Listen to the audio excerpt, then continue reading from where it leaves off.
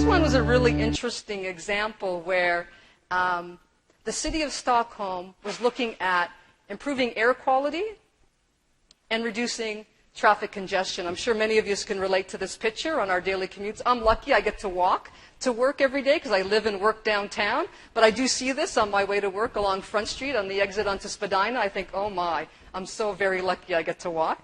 But we can all relate to this, and this is a global epidemic problem. As an example, in the US, 45% of the air pollution that's created is a result of traffic congestion in the US, in the world.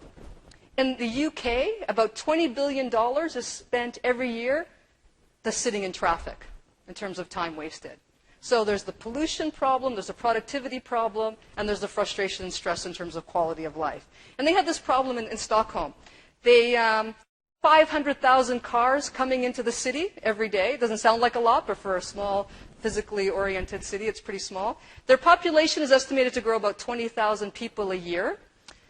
Physically, they're not capable of building new roads. For the people that have been there, they know, you probably know Stockholm is made up of a city of islands.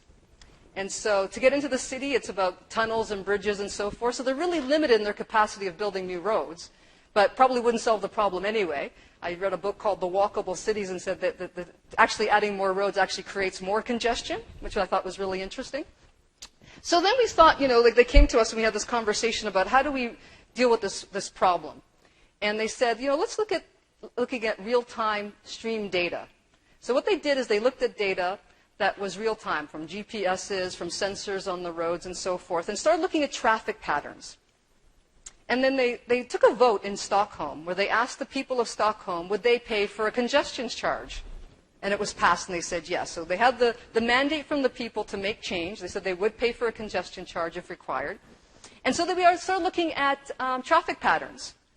And through the streaming data, what we were able to identify is peak periods, non-peak periods by day. And as a result, those toll charges would go up and down. We would fluctuate them based on peak and off-peak time. So it would be real-time adjustments to toll charges as traffic patterns were changing, and also to help divert traffic.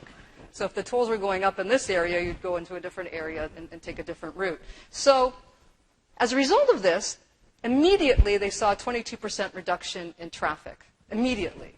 And then over a 3-year period, there was a 50% reduction in wait times in traffic. And air quality improved by about 40%. And they didn't have to build any new roads, which they weren't capable anyway. And they were able to generate about $84 million a year in toll charges. This is a tax. So here's an example where we're not doing predictive analytics, we're doing prescriptive analytics. And that's about making choices in terms of where do I increase or decrease toll charges real time to control traffic patterns.